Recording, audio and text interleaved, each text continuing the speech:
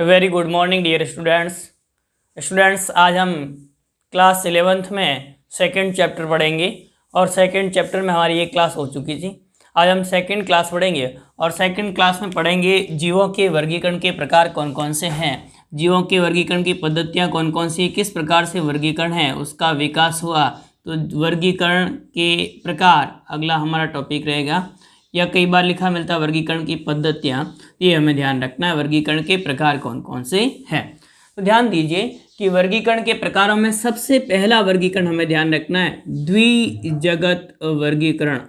द्विजगत वर्गीकरण, द्विजगत वर्गीकरण। और द्विजगत वर्गीकरण या जो टू किंगडम सिस्टम है वह किसने दिया था? तो आपको क्या ध्यान रखना है, यह हमारे आधुनिक वर्गीकी विज्ञान के जनक किसे कहा जाता है? आधुनिक वर्गीकी विज्ञान के जनक कैरोलस लीनियस। आधुनिक वर्गीकी विज्ञान के जनक कैरोलस लीनियस ने किसने दिया था? तो आपको क्या ध्यान रखना है, कैरोलस लीनियस ने दिया था। तो यह वर्गीकरण है वह आधुनिक वर्गीकी विज्ञान के जनक कैरोलस लीनियस ने द्विजगत वर्गीकरण दिया था, यह हमें ध्यान रखना है। तो आप ध्यान दीजिए द्विजगत वर्गीकरण प्रणाली का प्रतिपादन आधुनिक वर्गीकी विज्ञान के जनक कैरोलस लीनियस द्वारा किया गया। तो कैरोलस लीनियस ने आधुनिक वर्गीकी विज्ञान के जनक जिन्हें कहा जाता है, उन्होंने द्विजगत वर्गीकरण पद्धति प्रस्तुत की। इन्होंने जीवों को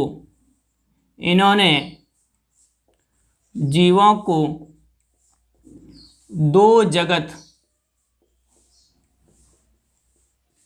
में वर्गीकृत किया। इन्होंने जीवों को कितने जगतों में वर्गीकृत किया? तो आपको देखना सभी जीवों को दो जगतों में वर्गीकृत किया था। वो किसने किया था? कैरोलस लीनियस ने। एक आपको ध्यान रखना, इन्होंने वर्ग रखा वो जंतु जगत रखा, और दूसरा या जिसे हम एनिमेलिया कहते हैं, और दूसरा इन्होंने जगत रखा वह कौन सा रखा? तो पादप जगत या जिसे हम प्लांटी कहते हैं। तो दूसरा जगत इन्होंने कौन सा रखा? पादप जगत या जिसे हम क्या कहेंगे? प्लांटी कहेंगे। तो इस प्रकार से पादप जगत और कौन सा रखा? जंतु जगत। पादप जगत को हम क्या कहेंगे? प्लांटी कहा जाता है। तो इस प्रकार से दो जगत के रूप में इन्होंने जीवों को वर्गीकृत किया, एक जंतु जगत और दूसरे कौन से? पादप जगत। पादप जगत के अंदर सभी पादपों को रखा गया, जिसमें आप ध्यान देंगे तो आपको ध्यान रखता है नीलहरित शैवाल को रखा गया, नीलहरित शैवाल।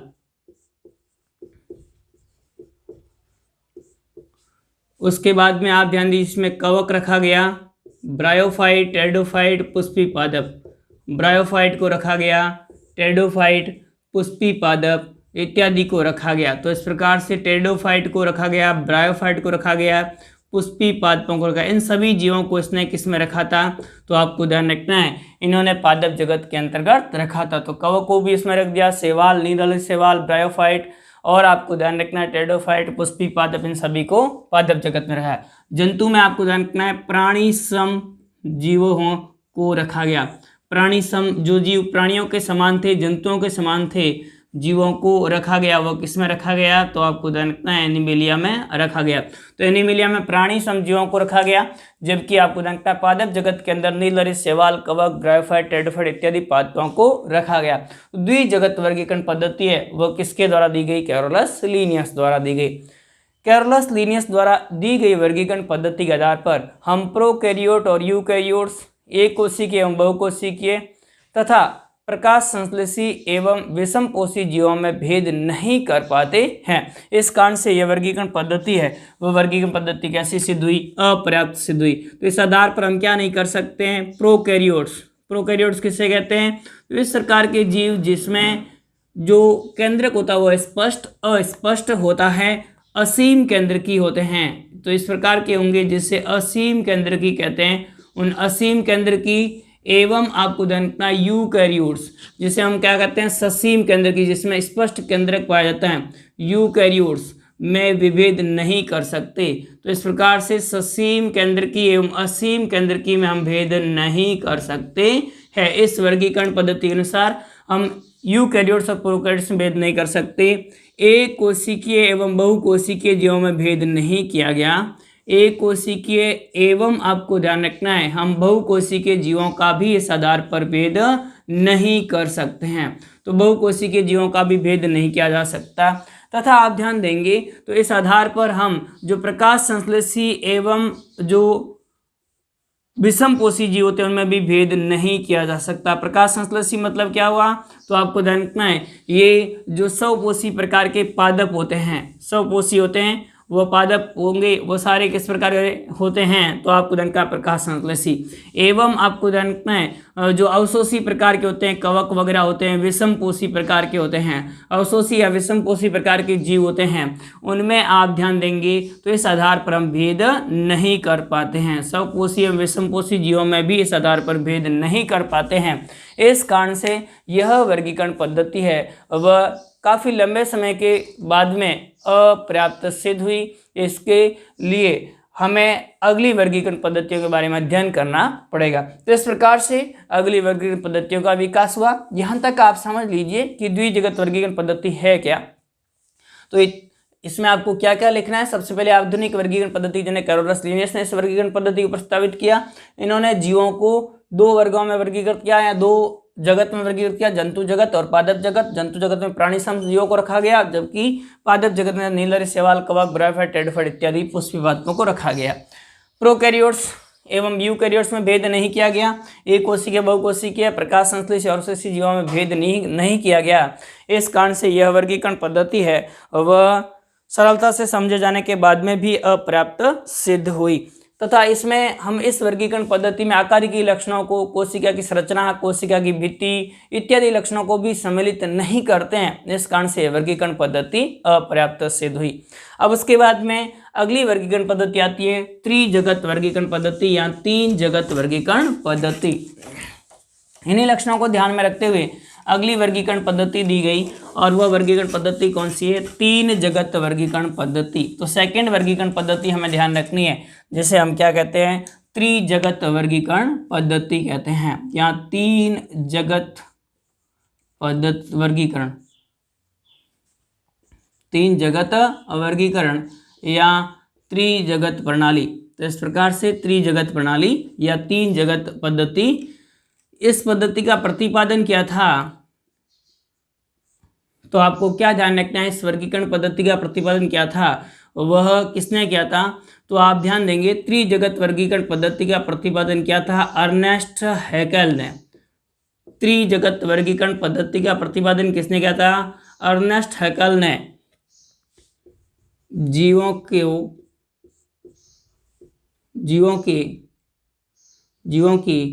तीन जगत प्रणाली प्रस्तुत की, तीन जगत प्रणाली प्रस्तुत की या प्रतिपादित की। ये तीन जगत कौन कौन से थे, तो इनके द्वारा प्रतिपादित किए गए तीन जगत थे। उसमें सबसे पहला आपको ध्यान रखना है प्रोटिस्टा। कौन सा जगत, प्रोटिस्टा। दूसरा जगत इन्होंने बनाया और वह आपको ध्यान रखना है प्रोटिस्टा के बाद में प्लांटी। और तीसरा जगत बनाया वह कौन सा बनाया, एनिमेलिया। तो इस प्रकार से तीन जगतों में बांटा गया जीवों को, किनके द्वारा, अर्नेस्ट हैकेल द्वारा। अर्नेस्ट हैकेल द्वारा प्रोटिस्टा, प्लांटी और एनिमेलिया तीन जगत बनाए गए। प्रोटिस्टा एक नए जगत की स्थापना की गई और प्रोटिस्टा में इस प्रकार के जीवों को रखा गया जो प्लांटी एवं एनिमेलिया दोनों में नहीं रखे जा सकते, दोनों के तटस्थ जीव थे। तो इस प्रकार से प्रोटिस्टा जगत की स्थापना इनके द्वारा की गई। प्रोटिस्टा जगत की स्थापना अर्नेस्ट हैकेल द्वारा। जगत की स्थापना किसके द्वारा की गई, तो आपको क्या ध्यान रखना है, प्रोटिस्टा जगत की स्थापना हैकेल द्वारा की गई। तो हैकेल द्वारा प्रोटिस्टा जगत की स्थापना की गई, ये भी हमें ध्यान रखना है। और आप ध्यान देंगे प्रोटिस्टा नाम है वो किसने दिया था, तो प्रोटिस्टा नाम है वो सी कुवियर ने दिया था। प्रोटिस्टा नाम किसने दिया था, तो आपको क्या ध्यान रखना है, सी कुवियर ने इसका प्रोटिस्टा नाम दिया था। तो प्रोटिस्टा नाम सी कुवियर द्वारा दिया गया। प्रोटिस्टा जगत की स्थापना अर्नेस्ट हैकेल द्वारा की गई। प्रोटिस्टा जगत में हैकेल ने प्रोटिस्टा जगत में इस प्रकार के जीवों को रखा गया। प्रोटिस्टा जगत में इस प्रकार के जीवों को रखा। प्रोटिस्टा जगत में इस प्रकार के जीवों को रखा जो पादप एवं जंतुओं जीवों को रखा जो पादप एवं जंतुओं दोनों के तटस्थ थे, जो पादप एवं जंतुओं के तटस्थ थे, पादप एवं जंतुओं के तटस्थ थे, पादप और जंतुओं के कैसे थे, तटस्थ थे, तथा उत्तक विकसित नहीं थे, तथा उत्तकों का अभाव होता है, उत्तक विकसित नहीं थे, जिसमें उत्तक विकसित नहीं थे उन जीवों को किसमें रखा गया, जिसमें उत्तकों का निर्माण नहीं हुआ था, उन सभी जीवों को इन्होंने एक नए जगत में रखा और उस जगत का नाम क्या है, तो प्रोटिस्टा जगत है। तो इन्होंने प्रोटिस्टा जगत रखा और प्रोटिस्टा जगत में उस प्रकार के जीवों को रखा जिसमें उत्तक विकसित नहीं थे, ये हमें ध्यान रखना है। इनमें कौन कौन से जीवों को रखा गया, तो सभी प्रोकैरियोट्स जीव थे जिसमें उत्तक विकसित नहीं थे, उन प्रोकैरियोट्स को इसमें रखा गया। प्रोकैरियोट्स के बाद आप ध्यान देंगे तो प्रोटोकैरियोट के बाद में प्रोटोजोआ होते हैं, अमीबा, पैरामीशियम, यूग्लिना, इन सभी को इसमें रखा गया। और आप ध्यान देंगे स्पंज या पोरीफेरा के सदस्य उनको भी इसमें रखा गया। और आपको ध्यान रखना है कवक है उनको भी इसमें रखा गया, फंजाई को इनमें रखा गया। तो आप ध्यान देंगे कि इसमें कौन कौन से जीवों को रखा गया तथा शैवाल को भी इसमें रखा गया। तो इनमें उत्तकों का विकास नहीं होता है, उन सभी जीवों को इसमें रखा गया। जैसे प्रोकैरियोट्स, प्रोटोजोआ, पोरीफेरा, कवक और शैवाल है, इन सभी को किसमें रखा गया, तो आपको ध्यान रखना प्रोटिस्टा जगत के अंतर्गत रखा गया। और वास्तव में ऐसा नहीं है, अर्नेस्ट हैकेल ऐसा कहते हैं, अपन आगे पढ़ेंगे। तो ये प्रोटोजोआ और पोरीफेरा जंतु जगत के अंतर्गत आते हैं, जबकि कवक अलग से जगत है, शैवाल पादप जगत के अंतर्गत आता है। पर ये हाँ आपको ध्यान रखना है कि जो त्रिजगत वर्गीकरण पद्धति है, 3 जगत वर्गीकरण पद्धति जो अर्नेस्ट हैकेल द्वारा दी गई थी, उसमें इन्होंने जीवों को 3 जगत में बांटा था, प्रोटिस्टा, प्लांटी और एनिमेलिया। प्रोटिस्टा जगत की स्थापना पूछी जाए तो किसका ध्यान रखना आपको, अर्नेस्ट हैकेल का, तथा प्रोटिस्टा नाम दिया था वो सी क्यूवियर ने दिया था। हैकेल ने प्रोटिस्टा जगत में इस प्रकार के जीवों को रखा गया जो पादप एवं जंतुओं दोनों के तटस्थ थे तथा इनमें उत्तक विकसित नहीं थे। इस प्रकार के जीव कौन कौन से हैं, तो प्रोकैरियोट्स, प्रोटोजोआ, पोरीफेरा, कवक और शैवाल है, इन जीवों को इन्होंने किस में रखा था, तो आपको ध्यान रखना है प्रोटिस्टा जगत के अंतर्गत रखा गया। तो ये 3 जगत वर्गीकरण पद्धति के बारे में हमें ध्यान रखना है, किसके द्वारा दी गई थी, अर्नेस्ट हैकेल द्वारा दी गई थी। अब हम अगली पढ़ते हैं 4 जगत वर्गीकरण। ध्यान दीजिए ये 3 जगत वर्गीकरण हमें ध्यान रखना है, उसके बाद में अगला वर्गीकरण कौन सा ध्यान रखना है, 4 जगत वर्गीकरण। 4 जगत वर्गीकरण, अगला हमें ध्यान रखना है 4 जगत वर्गीकरण। 4 जगत वर्गीकरण, और 4 जगत वर्गीकरण है वह किसके द्वारा दिया गया, एच.एफ. कॉपलैंड द्वारा दिया गया। 4 जगत वर्गीकरण है वह किसके द्वारा दिया गया, तो आपको क्या ध्यान रखना है, एच.एफ. कॉपलैंड द्वारा 4 जगत वर्गीकरण प्रतिपादित किया गया। इन्होंने आपको ध्यान रखना एक नया जगत बनाया और उस जगत का नाम था माइकोटा। कवकों के लिए अलग से जगत बनाया जिसे हम क्या कहते हैं, माइकोटा के नाम से जानते हैं। तो इस प्रकार से कुल 4 जगत बनाए, और 4 जगत कौन कौन से थे, तो आपको ध्यान रखना है कॉपलैंड ने 4 जगत वर्गीकरण पद्धति प्रस्तुत की जिसमें 4 जगत निम्न थे। पहला आपको ध्यान रखना है कौन सा था, तो माइकोटा। तो ये माइकोटा है वह सबसे पहला जगत था, यह हमें ध्यान रखना इन्होंने बनाया था। और माइकोटा के बाद में दूसरा इन्होंने जगत वही जो प्रोटिस्टा है उसको बनाया, प्रोटिस्टा। और तीसरा जगत इन्होंने बनाया वह कौन सा, आपको ध्यान रखना है, प्लांटी। और चौथा जगत बनाया वह कौन सा बनाया, एनिमेलिया।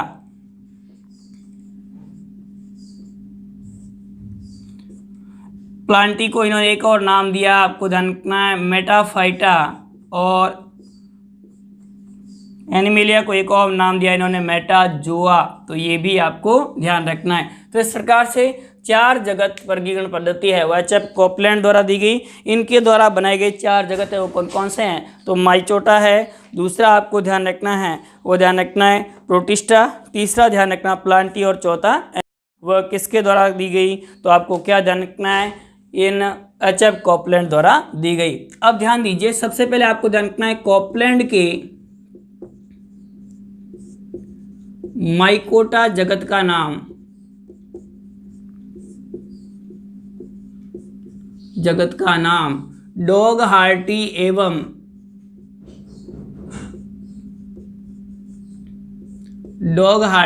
एवं एलन ने मोनेरा रखा।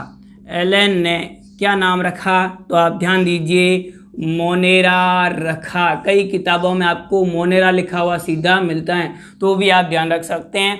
मोनेरा जगत है वह सबसे पहले किसने दिया था? तो केचप कॉपलैंड ने ही अपने वर्गीकरण में दिया था माइकोटा के नाम से। और उसके बाद में डॉग हार्टी एवं आपको ध्यान रखना है जो एलन नामक वैज्ञानिक थे, इन्होंने इसका नाम क्या रखा? मोनेरा नाम रखा था। मोनेरा जगत में कौन कौन से जीवों को रखा गया है?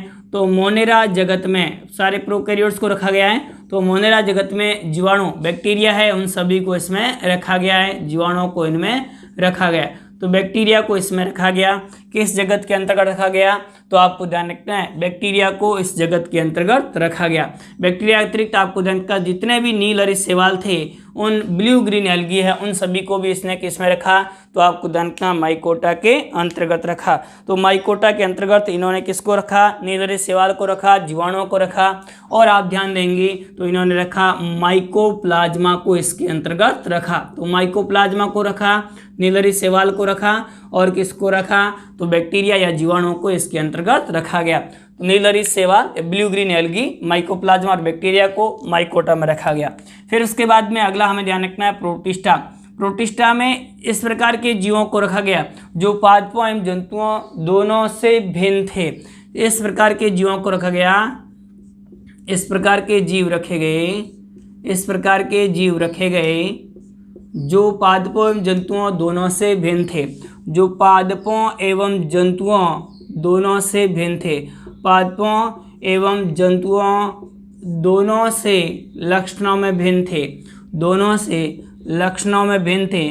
उन सभी यूकैरियोट जीवों को लक्षणों में भिन्न थे। उन सभी यूकैरियोट जीवों को किस में रखा गया? तो आपको क्या ध्यान रखना है? उस प्रकार के जीवों को प्रोटिस्टा में रखा गया। कौन कौन से जीवों को रखा गया? तो आप ध्यान दीजिए, इसमें लाल शैवाल को इसमें रखा गया। लाल शैवाल को रखा गया, भूरी शैवाल को इसमें रखा गया। लाल शैवाल को और भूरी शैवाल को इसमें रखा गया। लाल शैवाल, भूरी शैवाल, ये दोनों लक्षणों में कैसे होते हैं? थोड़े से शैवालों से भिन्न होते हैं। लाल शैवाल और भूरे शैवाल, इन सभी को किस में रखा गया? इन्होंने प्रोटिस्टा में रखा गया।